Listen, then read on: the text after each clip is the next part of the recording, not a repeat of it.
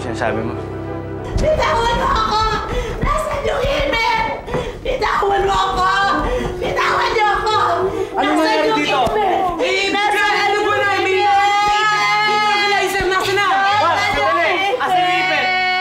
Sabihin mo, ibalik nila yung ipit ko. Ito ba? Ito ba?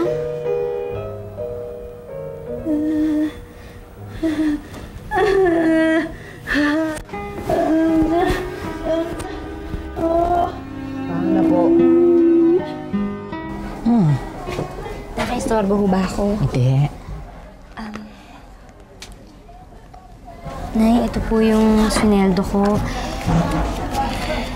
2,000 lang ho yan. Bahala na ho kayo. Kayo na ho ang gumawa ng paraan kung paano ho yan magkakasya. Pasensya na kayo, Nay. Maliit pa ho eh. Pero huwag ho kayo mag-alala. Ang sabi po ng manager dun sa club, kapag nagtagal daw ho ako sa trabaho ko, tataasan naman daw po niya yung sinisweldo ko. Napakabuti mo talaga, anak. Talagang napakapalad ko at pinagkalooban ako ng Diyos ng anak na katulad mo. Nanay ko talaga. Nay, sinusuklian ko lang naman po yung kabutihan at yung pagmamahal na ibinibigay ninyo sa akin. Ako ho ang maswerte dahil kayong naging magulang ko. Huwag mo akong tinatalikuran! Sabihin mo sa akin ng totoo, karapatan kong malaman ng totoo! Dito ba natulog si Jessica nung gabing magkahiwalay tayo?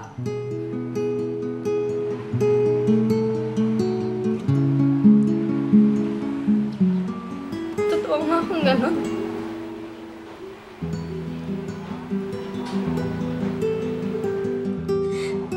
Jeff, bakit mo ginawa sa akin to? Bakit? Teresa, ayaw mo na magpaliwanag. Ano pong papakinggan ko sa'yo? Kahit ano pang sabihin mo, wala lang sa isa eh! Ano mo nagawa sa akin? Anong ginawa ko sa'yo para saktan mo ako ng ganito, Jeboy? Bitawan mo ko! Huwag mo ako hawakan! Hayop ka! Ginago mo ko! Ayaw na kita makita kahit kailan. Manluloko ka! Teresa, parang ayaw mo na. Pahinga mo muna ako. Ano ba dapat kong marinig? Minahal kita, pinagkatiwalaan kita. Saan ang ginawa mo? Niloko mo ako. Ano ba dapat kong marinig, ha? Ano pa? Nakakaawa yung mukha ng Clarissa nung sinabi mo tungkol kay Jepoy at kay Jessica, no? Gagi, wala pa nga yung napanood mo, no?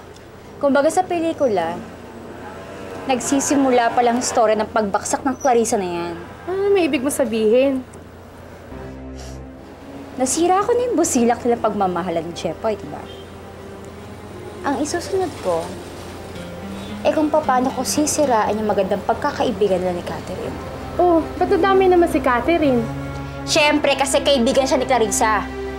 Lahat ng kaibigan ng Clarissa yan, kaaway ko.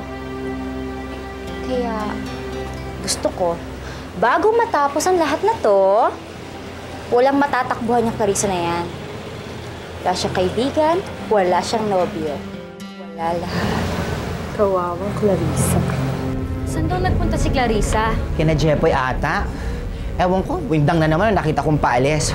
Alam mo naman yung kaibigan natin, paiba-iba ng mood. Parang 4 beses yata dinadatnan yun sa isang buwan.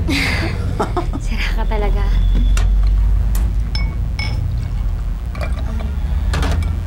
Pinky? Yes.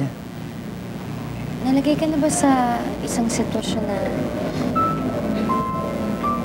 naiipit ka dahil meron kang kailangang sabihin sa kaibigan mo pero hindi mo masabi dahil ayaw mo sumama yung loob niya? Wala pa ata. Hindi kasi ako mahilig magtago ng sikreto, lalo na sa kaibigan. Lalo na kay Clarissa. Gusto pa naman yung lahat alam niya, katuwiran niya, magkaibigan tayo, wala tayong secrets. Kahit na ginagawa mo yun para hindi siya masaktan. Wala namang lihim na, di ba, nananatiling lihim. Sa tamang oras at panahon, nalalaman din ng lahat. Kapag nangyari yon, mas doble ang sakit na mararamdaman ng kaibigan mo.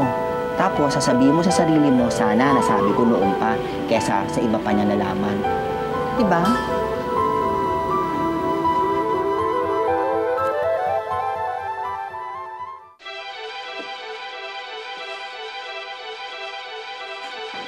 Clarissa?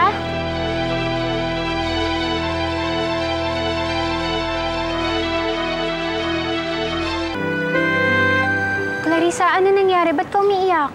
May problema ka ba? Lakas din naman ang loob mong tanungin pa sa akin yan. Bakit hindi mo kaya subukan tumingin sa salamin nang malaman mo kung anong problema ko? Ha? What do you mean? Huwag ka nang magmangmaangan pa. Alam ko ng totoo. Alam mo namang may nobya na si Jepoy eh. Bakit kailangan pang ipagpilitan ang sarili mo? Clarissa, pwede ba? Dahan-dahan ka sa mga bintang mo. Bakit? Totoo naman ah. Noong una pa lang, gusto mo nang agawin sa akin si Jepoy. Pwes ngayon, wala na akong pakialam kung agawin mo pa siya. Pero itong tatandaan mo, kahit anong mangyari, ako pa rin ang mahal niya. At bawat oras na kasama mo siya, ako pa rin ang nasa isip niya. At kahit kailan, hindi ka niya matututunang mahalin.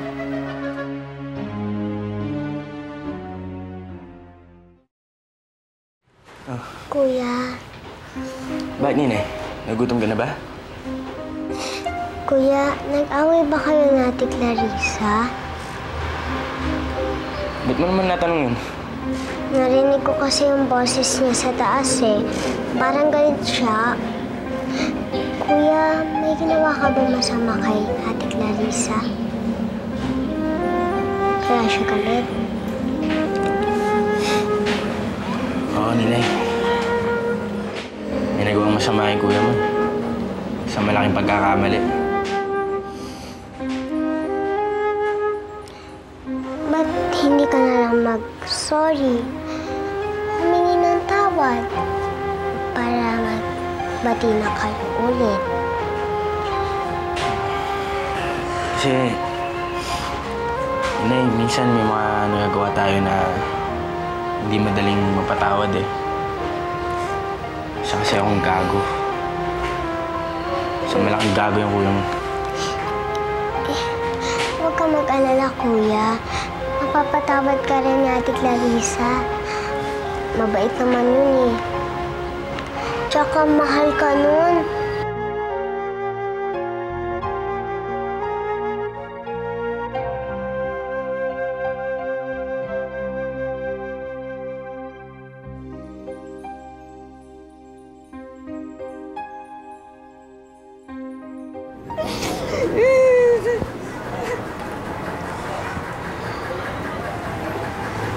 Sinabi sa akin ni Mama na umiiyak ka.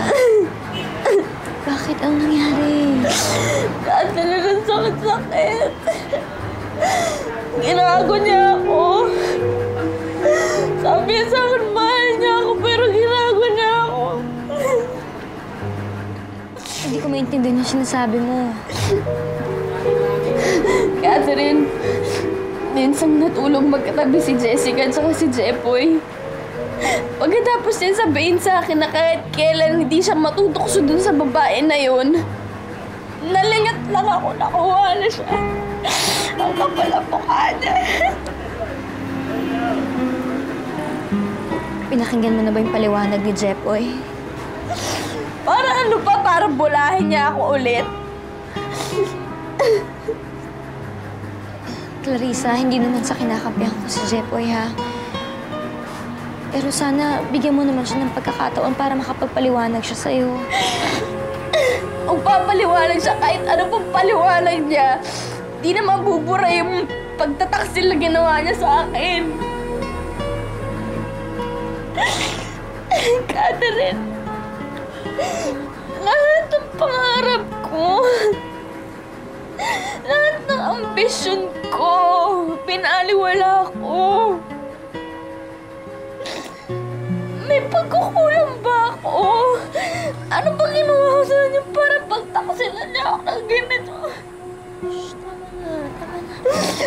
Sakit eh!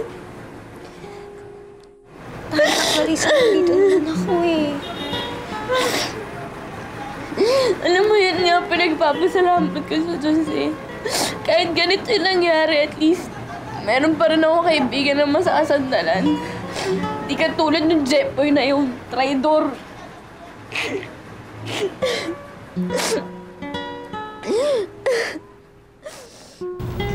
Sige, please naman. Kausapin mo naman ako. Nasa si Clarissa. Jepoy, utang na loob. Ayoko maging bastos eh. Huwag mo muna akong kausapin, pwede? Alam ko naman na galit kayo sa akin eh. Pero please naman, kausapin mo na ako. Kailangan ko lang malaman kung nasan siya. Kailangan ko siya makausap.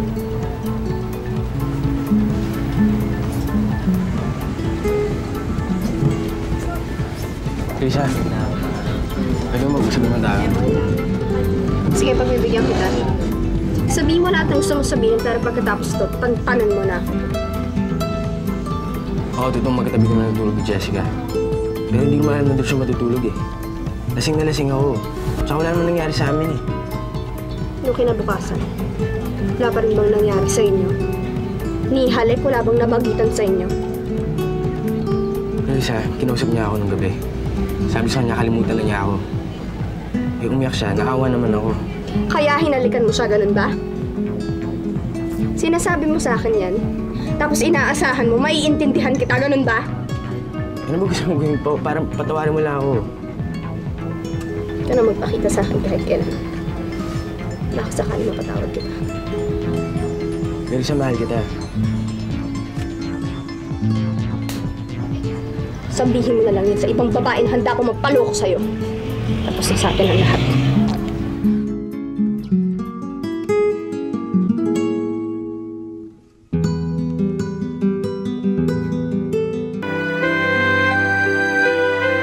O, Gina, pinatawag mo raw ako. May paho. Girls, pwede ba lumabas muna kayo sandali? Linda. Kasi nakarating sa akin na nag-split na raw kayo ni Jepoy. Totoo ba yun? Bakit? Sinabi niya na ba sa'yo yung kataksilang ginawa niya? Sabi ko sa'yo eh, hindi ako nag-iimbento ng kwento. Yan ang gusto mo, pagpasalamatan pa kita, ganun. Hindi naman. Alam mo, okay na lang sa akin yung alam ko na hiniwalayan mo yung shota mo. Ayaw kasi nakikita ka niloloko ng boyfriend mo at kaibigan mo eh. Bad trip.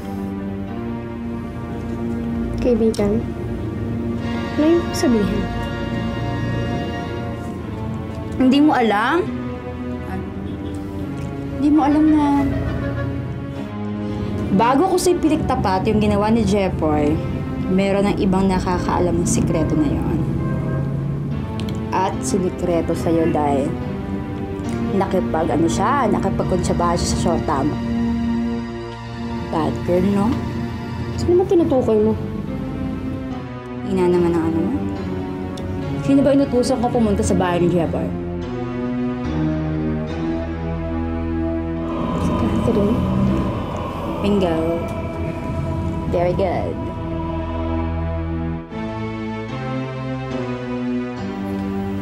Bye, tita. Oh! Saan naman ang punta nyo this time? Baka manood po ng sine.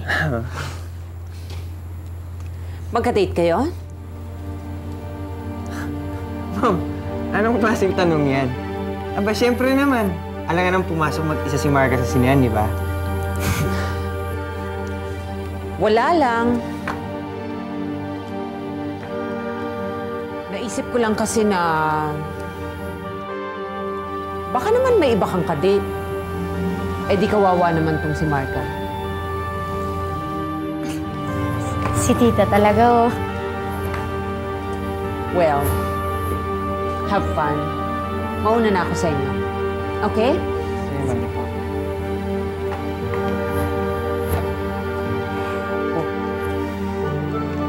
Charles, hindi kaya nakakatunog na si tita? Bakit ganun yung mga tanong na sa atin? Huwag mo tindihin yun. Baka namang huli lang yun. Paano kung may mahuli siya?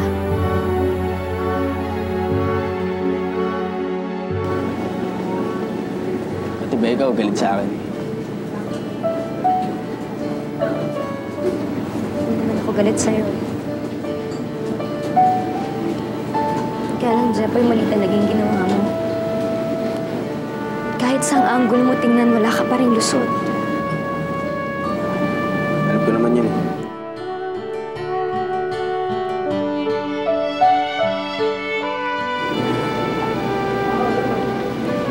Jepoy, alam ko namang mahal na mahal mo si Clarissa eh. Kaya nga hindi niya dapat malaman. Bakit mo sinabi? Akala ko ba pumayag ka na ililihim natin?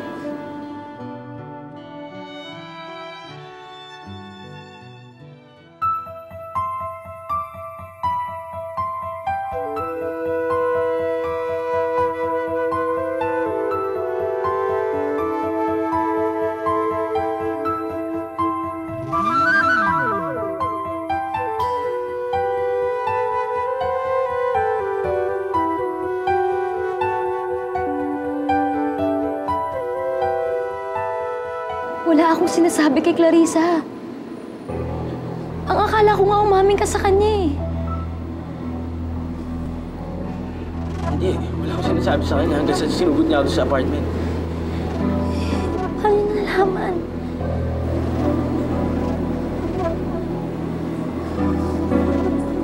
Catherine, mag-usap tayo.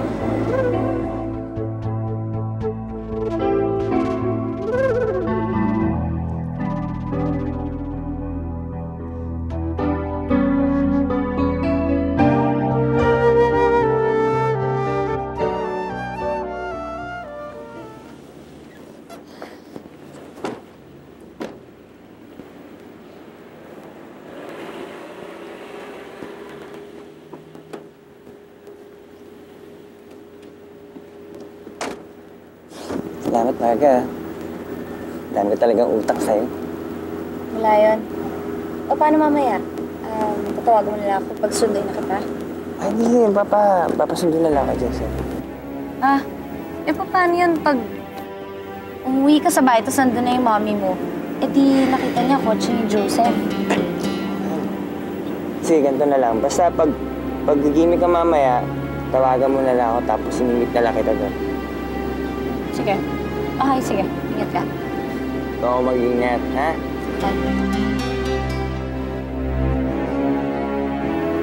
Si Mami. At ano na naman kaya ang itinatago mo sa akin, Charles? Clarissa, bakit? Totoo bang nakita mo nakipaghalikan si Jepoy kay Jessica at nilihim mo sa akin?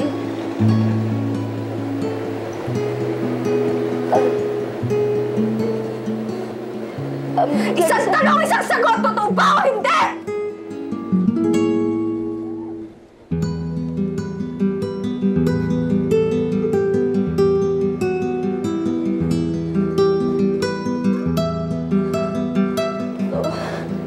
Clarissa, pero...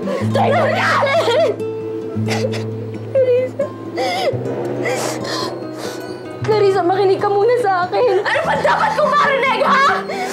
Mga kasinungalingan mo! Clarissa, Ayaw ni Jepoy! Mga hayop ka! Ginawa niyo akong tanga! Clarissa, kaya ako lang ginawa yun dahil ayokong masaktan ka. Pinagkatiwalaan kita.